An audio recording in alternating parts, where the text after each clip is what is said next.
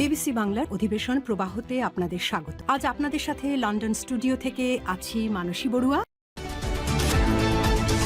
আবারও মধ্যপ্রাচ্যে তৃতীয় বিশ্বযুদ্ধ শুরু হয়ে গেছে। মার্কিন যুক্তরাষ্ট্র ও ইহুদিবাদী ইসরায়েলের সঙ্গে কোনোভাবে যুদ্ধবিরতি করবে না ইরানের ইসলামিক রেভলিউশনারি গার্ড কোর আইআরজিসির সদস্যরা। মার্কিন যুক্তরাষ্ট্র ইরানের উপর নৌ অবরোধ দেওয়ার ফলে ইরানের একটি জাহাজের উপর তারা হামলা চালিয়েছে। তবে এই হামলার প্রতিশোধ হিসেবে ইতিমধ্যে ইরান মার্কিন যুক্তরাষ্ট্রের ৬টি যুদ্ধজাহাজে ড্রোন হামলা চালিয়েছে। পরিস্থিতি খুবই বিপজ্জনক অবস্থায় রয়েছে। তাই মার্কিন যুক্তরাষ্ট্রের প্রতিনিধি দল পাকিস্তানে আসলেও ইরানের কোনো প্রতিনিধি দল এখন পর্যন্ত পাকিস্তানে আসেনি। যুদ্ধবিরোধী পাকিস্তান নাকচ করে দিয়েছে। অবস্থায় আবারও ভয়াবহ যুদ্ধ শুরু হয়ে গেছে। মধ্যপ্রাচ্যে আবারও ভয়াবহ তৃতীয় বিশ্বযুদ্ধ শুরু হয়ে গেছে। চলছে হামলার পর হামলা। আর এরই মাঝে আমাদের হাতে এসে পৌঁছেছে এই যুদ্ধের সর্বশেষ গুরুত্বপূর্ণ সবথেকে তাজা আপডেট সংবাদ আপনাদের জানিয়ে দিব। প্রথমেই জানাবো, যুক্তরাষ্ট্র ইরান বৈঠক ঘিরে বিভ্রান্তি, সময়সূচি এখনও অনিশ্চিত। ওয়াশিংটনে আজ সকাল জুড়ে তৈরি হয়েছে বিভ্রান্তি ও বিশৃঙ্খল পরিস্থিতি। ইসলামাবাদে যুক্তরাষ্ট্র এবং ইরানের মধ্যে বহুল প্রতীক্ষিত বৈঠকের সময়সূচি নিয়ে এখনও কোনো স্পষ্ট তথ্য পাওয়া যায়নি। স্থানীয় সময় ৯টার কিছু পর president Donald Trump New York পোস্টকে দেয়া এক সংক্ষিপ্ত ফোনের সাক্ষাৎকারে জানিয়েছেন, প্রেসিডেন্ট জেডি ভ্যান্স, বিশেষ দূত স্টিভ উইটকফ এবং উপদেষ্টা জ্যারেড কুশনার রওনা হয়েছে। তারা পাকিস্তানে পৌঁছেছে। ইরানের সঙ্গে তারা যুদ্ধবিরতির বিষয় নিয়ে বৈঠক করতে চায়। তবে ইরানের পক্ষ থেকে এখন পর্যন্ত কোনো কিছুই জানানো হয়নি, বরং তারা যুদ্ধবিরতি করতে রাজি হচ্ছে না, কারণ তাদের উপর নৌ অবরোধ দিয়ে রেখেছে মার্কিন যুক্তরাষ্ট্র। এরপর জানাবো, অবরোধের ৮ দিনে ২৭টি ইরানি জাহাজ ফেরত পাঠালো মার্কিন নৌবাহিনী। গত ১৩ এপ্রিল থেকে হরমুজ প্রণালী এবং ইরানি বন্দরগুলোকে কেন্দ্র করে মার্কিন সামরিক বাহিনীর আরোপিত অবরোধের ফলে পর্যন্ত মোট ২৭টি জাহাজকে তাদের পথ পরিবর্তন করতে বা ইরানি বন্দরে ফিরে যেতে বাধ্য করা হয়েছে। এদিকে ইসরায়েলের প্রচারণায় নয়, নিজের সিদ্ধান্তে ইরান যুদ্ধে ডোনাল্ড ট্রাম্প। মার্কিন প্রেসিডেন্ট ডোনাল্ড ট্রাম্প দাবি করেছেন, ইরানের বিরুদ্ধে যুদ্ধ শুরু করতে ইসরায়েল তাকে কখনো প্ররোচিত করেনি। নিজস্ব সামাজিক যোগাযোগ মাধ্যম ট্রুথ সোশ্যালে এক পোস্টে তিনি এসব কথা বলেছেন। খবর দ্য গার্ডিয়ানের। এবারে জানাবো, পাকিস্তানে ৬টি মার্কিন সামরিক বিমান, আঞ্চলিক উত্তেজনার মাঝে কূটনৈতিক তৎপরতা জোরদার। ইসলামাবাদে গুরুত্বপূর্ণ সামরিক ঘাঁটিতে একের পর এক মার্কিন যুক্তরাষ্ট্রের সামরিক বিমান অবতরণ করছে। নতুন করে আলোচনায় এসেছে দক্ষিণ এশিয়ায় কূটনৈতিক নিরাপত্তা পরিস্থিতি। ফ্লাইট ট্র্যাকিং ডেটা অনুযায়ী অন্তত ৬টি মার্কিন যুদ্ধ বিমান পাকিস্তানের নূর খান এয়ারবেসে অবতরণ করেছে। এবং সর্বশেষ জানাবো, মোদির উদ্বোধনের ঠিক একদিন আগে ভারতের তেল শোধনাগারে ভয়াবহ অগ্নিকাণ্ড। ভারতের পশ্চিমাঞ্চলের রাজ্য রাজস্থানে উদ্বোধনের ঠিক আগের দিনে বড় ধরনের অগ্নিকাণ্ডের চাঞ্চল্যকর ঘটনা ঘটেছে। প্রধানমন্ত্রী নরেন্দ্র মোদির উদ্বোধনের মাত্র বেশ কয়েক ঘণ্টা আগে রাজ্যটির একটি তেল শোধনাগার ও পেট্রোকেমিক্যাল কমপ্লেক্সে আগুন লাগার ঘটনায় নিরাপত্তা প্রস্তুতি নিয়ে প্রশ্ন উঠেছে। এই প্রকল্পটি ভারতের জ্বালানি খাতে একটি বড় মাইলফলক হিসেবে বিবেচিত হচ্ছিল। প্রিয় দর্শক, এতক্ষণ শুনছিলেন সংবাদ শিরোনাম, এবারে বিস্তারিত। তবে তার আগে বন্ধুরা, অনুরোধ থাকবে এই সংবাদটিতে একটি লাইক দিন। এই চ্যানেলে আপনি নতুন হয়ে থাকলে আমাদের সংবাদটি দেখতে দেখতে চ্যানেলটি সাবস্ক্রাইব করে রাখুন। কমেন্ট করে বন্ধুরা আপনার মূল্যবান মতামত জানিয়ে দিন আপনি বিশ্বের কোন দেশ থেকে বা বাংলাদেশের কোন স্থান থেকে আমাদের সংবাদটি দেখছেন এবং শুনছেন। আর বন্ধুরা, সংবাদটি আপনার সোশ্যাল মিডিয়া ফেসবুকে শেয়ার করে বন্ধুদেরও দেখার সুযোগ করে দিন। গাজা যুদ্ধে আপনি যদি নিরীহ ফিলিস্তিনিদের ভালোবেসে থাকেন, কমেন্টে ইয়েস লিখে পুরো বিশ্বকে আমাদের এই সংবাদটি দেখার সুযোগ করে দিন। এবারে বিস্তারিত। যুক্তরাষ্ট্র ইরান বৈঠক ঘিরে বিভ্রান্তির সময়সূচি এখনও অনিশ্চিত। মার্কিন যুক্তরাষ্ট্র এবং দখলদার ইসরায়েলি বাহিনী তারা শুরু থেকে যে ধরনের কার্যক্রম শুরু করেছে এটি আসলে কোনোভাবেই গ্রহণযোগ্য হতে পারে না। পুরো মধ্যপ্রাচ্য জুড়ে জায়নবাদীরা তারা ইরানের উপর একটি অবরোধ চাপিয়ে দিয়েছে এবং অবরোধ চাপিয়ে তারা যেভাবে আসলে কার্যক্রমগুলো চালাচ্ছে মনে হচ্ছে যে সবকিছু তারা নিজেদের মতো করে দখলে রাখবে মার্কিন যুক্তরাষ্ট্র। এ কারণে ইরান আসলে এই যুদ্ধে অংশগ্রহণ করতে বাধ্য হয়েছে। মূলত ইরানের যুদ্ধ করার কোনো ইচ্ছা ছিল না, শুধুমাত্র তারা আত্মরক্ষার জন্য এই যুদ্ধে অংশগ্রহণ করতে বাধ্য হয়েছে।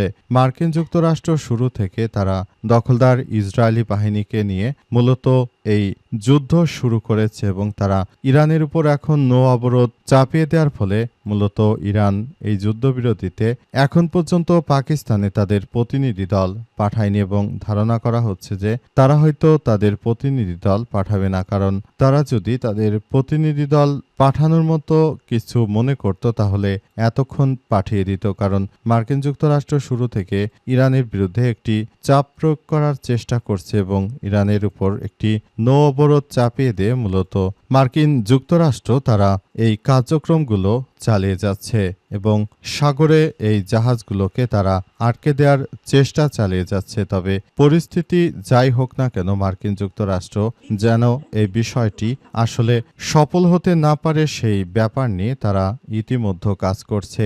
পরিস্থিতি খুবই জটিল আকার ধারণ করেছে। আমরা মনে করি এই মুহূর্তে দখলদার ইসরায়েলি বাহিনীকে চরমভাবে শিক্ষা দেওয়ার জন্য ইরান এই বৈঠকে অংশ নেয়নি এবং তারা নিশ্চিতভাবে জানিয়ে দিয়েছে যে তাদের উপর নৌ অবরোধ না উঠালে তারা এই যুদ্ধ চালিয়ে যাবে।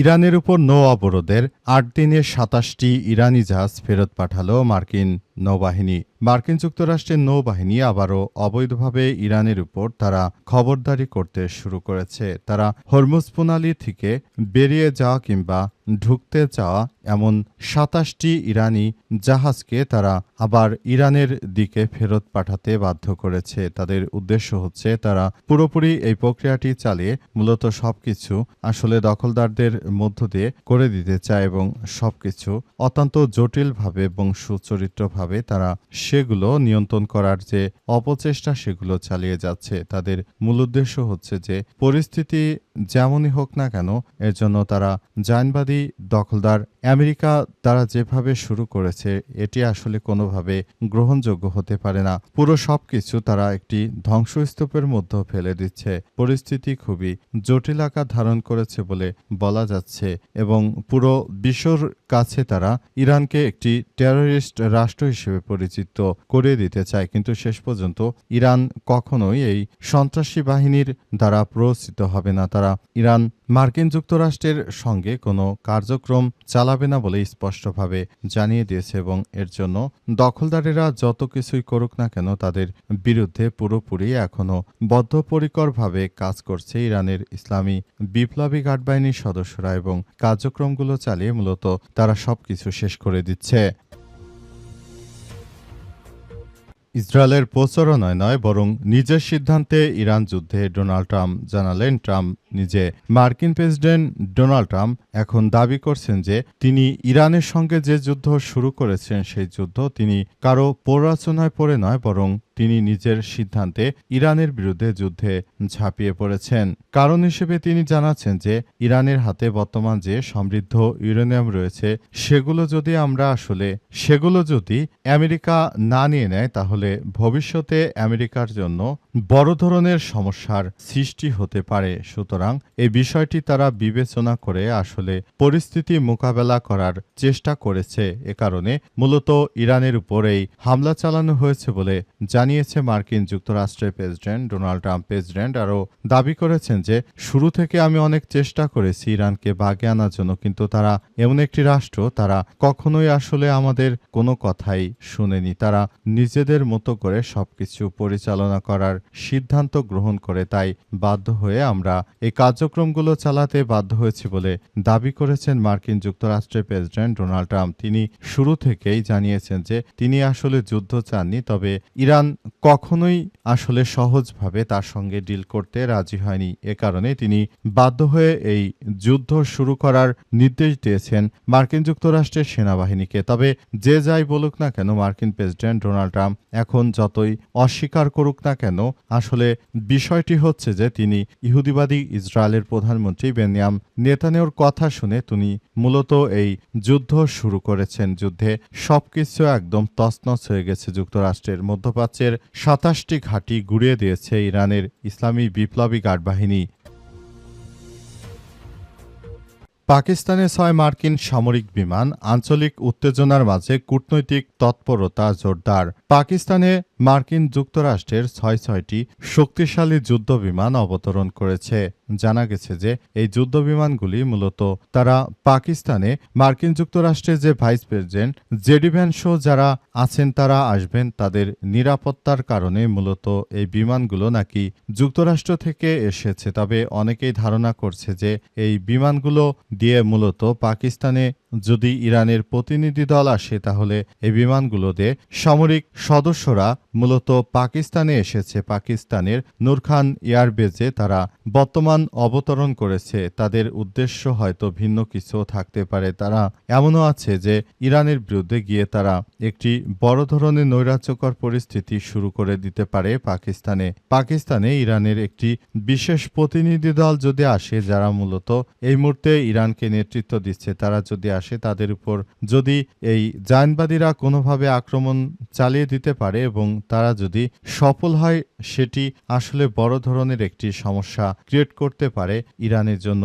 সুতরাং এই মুহূর্তে পাকিস্তান যে মধ্যস্থতাকারী একটি রাষ্ট্র, তারপর যদি ইরানের বড় বড় কর্মকর্তা কিংবা যারা সরকার প্রধানে রয়েছে তাদের যদি ক্ষতি হয়ে যায়, তাহলে এখানে আরো বড় ধরনের একটি সমস্যার সৃষ্টি হতে পারে। সুতরাং বিষয়টি বিবেচনা করে পাকিস্তানের সেনাবাহিনীর এবং বিমান বাহিনী তারাও পুরোদমে রেডি রয়েছে। তারাও যে কোনো মুহূর্তে যদি কোনো ধরনের বিশৃঙ্খল পরিস্থিতির কোনো ঘটার সম্ভাবনা তৈরি হয়, সেক্ষেত্রে তারাও খুব দ্রুততম সময়ের মধ্যে আসলে পুরো পরিস্থিতি নিয়ন্ত্রণ করার চেষ্টা চালিয়ে যাবে। পরিস্থিতি যতই খারাপ আকার ধারণ করুক না কেন, আসলে দখলদারদের বিরুদ্ধে ইরানের অগ্রযাত্রা অব্যাহত থাকবে বলে ইরানের ইসলামী বিপ্লবী গার্ড বাহিনীর সেনাবাহিনী প্রধান বিষয়টি নিশ্চিত করেছেন এবং তিনি জানিয়েছেন যে আমরা পুরোদমে দখলদার ইসরায়েলি বাহিনী ও মার্কিন যুক্তরাষ্ট্রের বিরুদ্ধে যে যুদ্ধ শুরু হয়েছে, যুদ্ধ আমরা চালিয়ে যেতে চাই, ভবিষ্যতের দিকে আমরা এগিয়ে যেতে চাই।